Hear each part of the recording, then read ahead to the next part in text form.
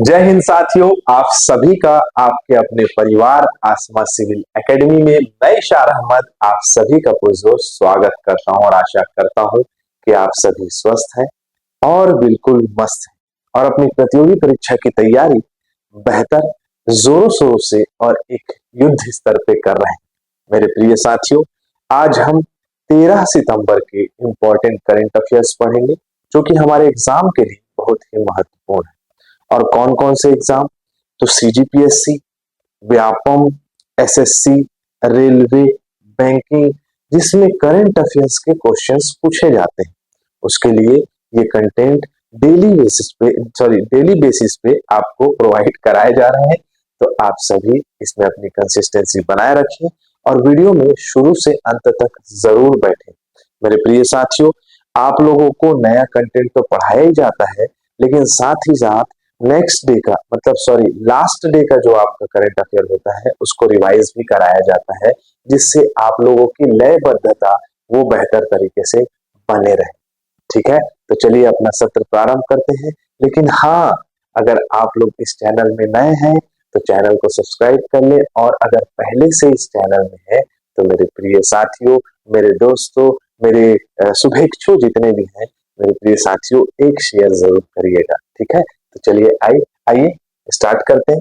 और हर सत्र की एक शुरुआत जो है एक सकारात्मकता के साथ होती है। लेखक कहता है, मन तृप्त है तो एक बूंद भी बरसात है, मन अतृप्त है तो समंदर की क्या विसात है।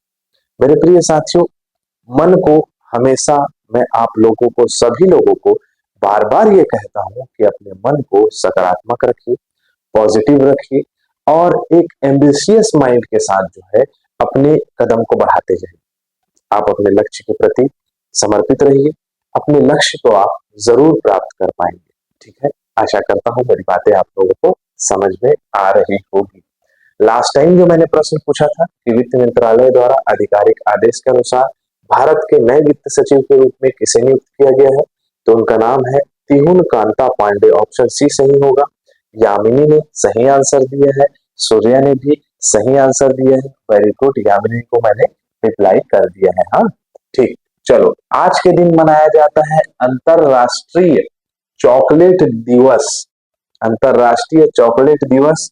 और मेरे हिसाब से मैं सिर्फ महिलाओं को ही सिर्फ बोलूं कि चॉकलेट जो है उनको ही पसंद आता है, ऐसा नहीं है। चॉकलेट जो है वो बच्चों से बूढ़ों तक सभी को पसंद आता है। बच्चे खुल के खाते हैं, लड़कियां भी खुल के खाती हैं, लेकिन लड़के छुप के खाते हैं। और वृद्धावस्था में मधुमेह ना हो जाए या शुगर ना हो जाए, इस वजह से बुजुर्ग जो होते हैं वो भी छुप छुप के खाते हैं। सभी को चॉकलेट बहुत ही पसंद होता है। चॉकलेट का अपने आप में हमारे जीवन में बहुत बड़ा महत्व है। खास तौर से डेयरी मिल्क जो है वो एक महारत रखता है। हर एक काउंटर में, हर एक किराने दुकान में आपको मिल जाएगा और सबको पसंद है भाई। ठीक है, तो मैं लड़कियों को ही सिर्फ नहीं बोलूंगा, बहुत सारे लोग बोलते हैं कि लड़कियों को पसंद है, ऐसा नहीं है, सभी को पसंद है। मैं भी दिन में एक चॉकलेट तो खा ही लेता हूँ। ठीक है, चलो, अंतरराष्ट्रीय चॉकलेट दिवस 13 सितंबर को मनाया जाता है। 16वीं सदी में चॉकलेट को यूरोप में बेसिकली धार्मिक कार्यों के लिए यूज किया जाता था। वैसे ही नेस्ले और ये सब सारे जितने भी आपके ब्रांड्स हैं वो सामने में आए और जो है चॉकलेट का महत्व अपने आप में बढ़ा। ठीक है, चले आगे, आइए। चलिए, तो हमारा अगला प्रश्न है, वित्त वर्ष 2024-25 में उड़ीसा के लिए बजट अनुमान क्या है? वित्त वर्ष के लिए उड़ीसा राज्य का बजट अनुमान 2.65 लाख करोड़ रुपए आवंटित किया गया है, जिसमें पूंजीगत व्यय और बाकी सब सारी चीजें खर्चे तो रखे गए हैं। लेकिन एक बहुत अच्छा और पॉजिटिव साइन आपको दिखाई देगा कि इसमें स्वास्थ्य सेवा और महिला कल्याण के लिए भी बजट रखा गया है।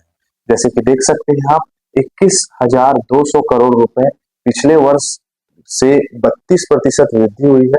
कुल बजट का 8% स्वास्थ्य और सेवा में आवंटित किया गया है और महिला कल्याण के लिए 75,622 करोड़ रुपए जो है लगाएगी सरकार।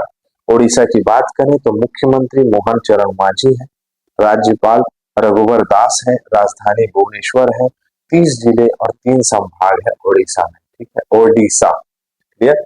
चलो, अगला प्रश्न है, कौन सा देश 4 जहाजों और 15 विमानों के साथ ओकेन 2024 में भाग ले रहा है। ओकेन 2024 रूस के द्वारा आयोजित एक नौसैनिक अभ्यास है जिसमें चीन पार्टिसिपेट कर रहा है। ये एक नई नई प्रकार की बात देखने को मिल रही है। चीन वैसी पार्टिसिपेशन करता नहीं है, लेकिन ये है रूस के प्रमुख व्लादिमीर पुतिन।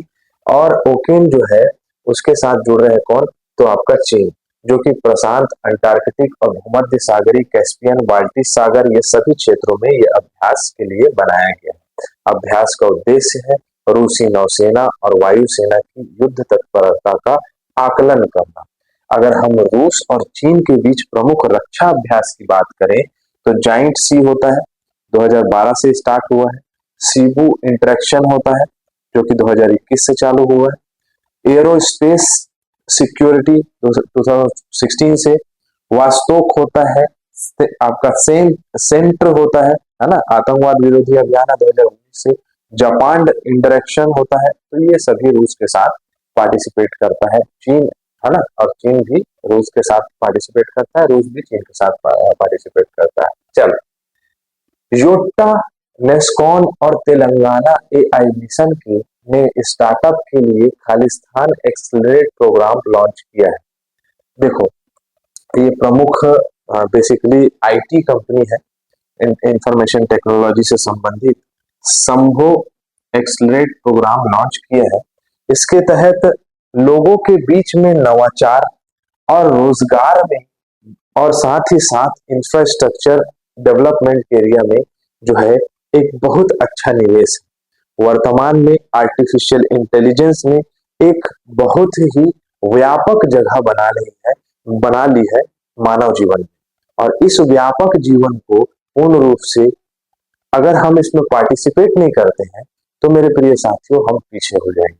तो ये सरकार और बाकी जितने भी टुकड़ियां हैं उनकी एक बहुत अच्छी पहल है, जिसमें अगर इंफ्रास्ट्रक्चर देख सकते हो, मेंटरशिप के लिए, नवाचार को बढ़ावा देने के लिए और सुपर कंप्यूटर क्रेडिट तक पहुंच के लिए, है ना, कस्टमाइज मेंटरशिप करने के लिए, ये सभी चीजें जो है एआई के माध्यम से संभो एक्सलरेटर प्रोग्राम लॉन्च किया गया है। मोदी जी भी इसमें पार्टिसिपेट किए थे, तेलंगाना राज्य में स्टार्ट किया गया है। नेस्कॉन कंपनी की बात करें तो 1988 में इसका स्टार्टअप हुआ है, स्थापना हुई है। राजेश नंबियार इसके चेयर पर्सन है। देवजानी घोष अध्यक्ष है और संस्थापक नंदन नीलेकणी देवांगन मेहता। ठीक है, ये है क्लियर। भारत बायोटेक ने anti microbial vaccine, anti microbial क्या होता है, एंटी इंफ्लेमेटरी क्या होता है, एंटी एनालिसिस क्या होता है, उसके लिए बायो पढ़ना ठीक है, लेकिन मैं बताता हूँ anti microbial in the sense साथियों, जैसे हम एंटीबायोटिक्स खाते हैं उसमें माइक्रो पार्टिकल्स जो है वो कम होते हैं according to anti microbial particles. तो ये एंटी माइक्रोबियल वैक्सीन बना रहा है जो कि बहुत सारे एंटीबायोटिक वैक्सीन को पीछे कर देगा। करने के लिए किसके साथ भारत बायोटेक जो है वो साझे कर रहा है, तो एलोपेक्स कंपनी के साथ, एलोपेक्स इंक करके ये कंपनी है, इसके साथ ये टाई अप कर रहा है। और बेसिकली देखा जा सके, अगर आसान भाषा में इसको समझे तो जितने भी एंटीबायोटिक्स ड्रग्स वैक्सीन्स हैं उसमें तेजी आ जाएगी। उसमें तेजी आ जाने से तात्पर्य यह है कि जैसे कि अगर एंटीबायोटिक अगर का असर या कहा जा सकता है उसका डोज 4 घंटा 5 घंटे में होता है, तो एंटी माइक्रोबियल जितने भी वैक्सीन होंगे वो तुरंत असर करेंगे, हो सकता है मे भी उससे कम समय ले। ठीक है, भारत बायोटेक जैव प्रौद्योगिकी उद्योग है। 1996 में इसकी स्थापना हुई थी कृष्ण एला के द्वारा, डॉक्टर कृष्ण एला के द्वारा। हैदराबाद भारत की मुख्यालय है ना। अध्यक्ष और एमडी जो है यही है कृष्ण एला। चिरोन बेहरिंग वैक्सीन इसकी सहायक कंपनी भारत बायोटेक। ठीक है, भारतीय मूल की किस लेक्चरर को सिंगापुर में साहित्यिक पुरस्कार प्राप्त प्रदान किया गया, यह जीता है, तो इनका नाम है प्रशांति रमा। प्रशांति रमा बहुत सारी भाषाओं में अपने साहित्यों का उल्लेख करते आ रहे हैं और सिंगापुर सरकार ने इन्हें इस उपलब्धि की वजह से जो है आपका साहित्य पुरस्कार 2024 से नवाजा गया। अगर इस पुरस्कार की बात करें तो अंग्रेजी, चीनी, मलयालम और आपका तमिल के लेखकों को पुरस्कृत किया जाता है।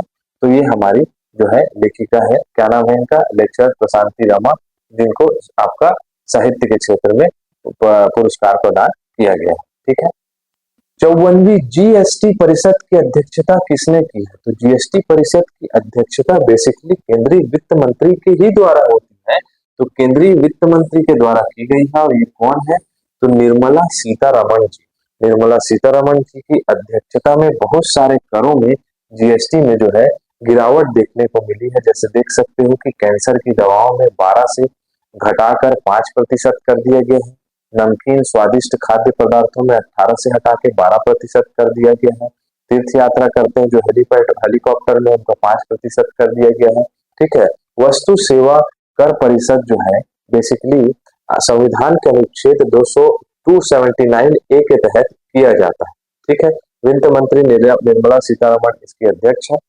और goods and service tax Bharat में 101वें संविधान संशोधन के तहत 1 जुलाई 2017 को लागू किया गया था। फ्रांस जो है जीएसटी सबसे पहले लागू किया था अपने देश में। और 1 जुलाई 2017 को हमारे भारत में इस जीएसटी परिषद की स्थापना हुई थी। मुख्यालय बेंगलुरु में। ठीक है। चलो, निम्नलिखित में से कौन सा केंद्रीय कैबिनेट सदस्य times most influential people in AI artificial intelligence के क्षेत्र में सबसे इन्फ्लुएंसिंग पीपल कौन है? ठीक है, उनकी सूची में शामिल हुआ है। तो अमित शाह जी है क्या? नहीं है। नितिन जयराम गडकरी जी है क्या? नहीं। अश्वनी वैष्णव जी। अश्वनी वैष्णव जी जो है हमारे भारत देश की बेसिकली इलेक्ट्रॉनिक्स एंड सूचना प्रौद्योगिकी मंत्री है।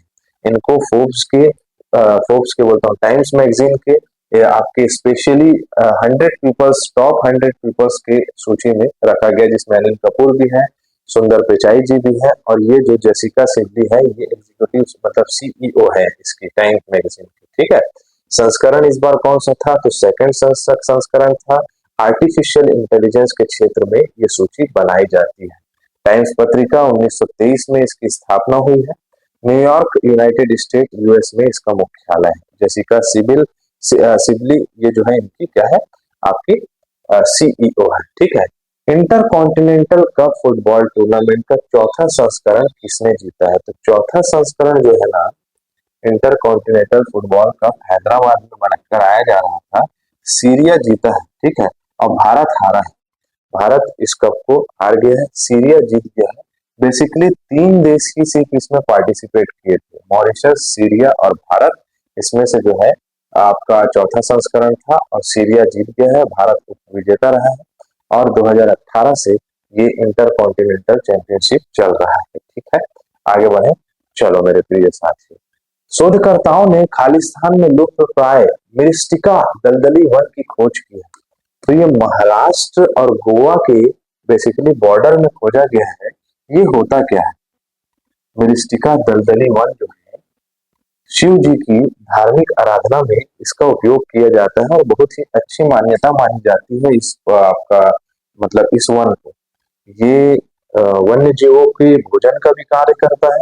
ये जो पौधा है, ये जो पेड़ है, इसकी जड़ें, और साथ ही साथ आपका ये बायोडाइवर्सिटी के लिए मतलब आपका मृदा क्षरण होता है, जो मृदा का नाश हो रहा है, वो सभी चीजों को बांधने के लिए भी बहुत अच्छा ये आपका पौधा होता है, जिसका क्या नाम है? मरिस्टिका मैग्निफिका आपका वन। ये पाया गया है महाराष्ट्र और किसके बीच में? तो दुर्लभ पारिस्थितिक तंत्रों में से एक पाया गया है महाराष्ट्र और गोवा के बॉर्डर में। ठीक है। धार्मिक मान्यता भी इसकी है। चलो फटाफट रिवाइज करते हैं। 12 तारीख का 2025 में क्वाड शिखर सम्मेलन की मेजबानी भारत करेगा। लास्ट टाइम अमेरिका किया था 2000 है ना 24 में। अभी मतलब कौन सा देश 101वें सदस्य के रूप में अंतरराष्ट्रीय सौर गठबंधन में शामिल हो गया? गुरुग्राम में इसका अंतरराष्ट्रीय सौर गठबंधन का मुख्यालय है। और नेपाल जो है इसका सदस्य बन गया है 101 नंबर का। हाल ही में पूर्वी वायु कमान के वरिष्ठ वायु कर्मचारी अधिकारी की भूमिका किसने संभाली है? एयर मार्शल इंदरपाल सिंह वालिया जी। ठीक है। भारतीय अंतरिक्ष स्टार्टअप, और ये जो आपका मैंने कहा था, बताया था कि आपका पूर्वी वायु कमान जो है वो लगभग 6600 किलोमीटर के एरिया को कवर करता है। ठीक है। तो उसके भी प्रमुख रहेंगे। भारतीय अंतरिक्ष स्टार्टअप पिक्सल को पृथ्वी विज्ञान अनुसंधान समर्थन करने के लिए खालिस्तान का अनुबंध मिला, तो नासा को मिला। पिक्सल जो है अच्छी एक बहुत बड़ी कंपनी है। ठीक है, चलो। उच्च शिक्षण संस्थानों के अनुसंधान को बढ़ावा देने के लिए कौन सा कार्यक्रम लॉन्च किया गया है? PAIR, पेयर पेयर जो है बेसिकली जितने भी उच्च शिक्षण संस्थान है उनकी गुणवत्ता को बढ़ाएगा। ठीक है, और एक ये बहुत अच्छी पहल है शिक्षा विभाग के द्वारा। माहे class anti submarine warfare ship Malpe मतलब जहाज और खालिस्तान जहाज को लॉन्च किया गया है। तो मुल्की जहाज को लॉन्च किया गया है। सबमरीन है सारी। पेरिस ओलंपिक में भारत को कितने पदक मिले हैं? 29 में से 7 जो है स्वर्ण है, 9 रजत है और 13 कांस्य पदक है। अगर हम बात करें शुभंकर, तो पेरिस ओलंपिक का शुभंकर है। आजादी की तलाश में परिचायक बनी फ्रिजियन कैप, ये दिखाई दे रही है। ये फ्रिजियन कैप जो है इस बार का शुभंकर था। मैं इसको नहीं बताया था इसलिए आपको बता दे रहा हूँ। ठीक है, भारतीय रिजर्व बैंक ने निजी क्षेत्र के सबसे बड़े बैंक तीसरे बड़े बैंक को क्या दिया है, क्या मापदंड दिए है, क्या जुर्माना ठोका है? तो किसको किसको जुर्माना ठोका है? HDFC और एक्सिस बैंक को। 1.91 जो है HDFC को और 1 करोड़ रुपए जो है एक्सिस बैंक को। ठीक। 2024 में संसदीय राजभाषा समिति के अध्यक्ष के रूप में किसे नियुक्त किया गया है? आप लोगों के लिए प्रश्न है। ठीक है, इसका आंसर आप लोगों को देना है। यहाँ हमारा सत्र कंप्लीट होता है। इसी के साथ मैं इजाजत चाहूंगा। जय हिंद, जय भारत।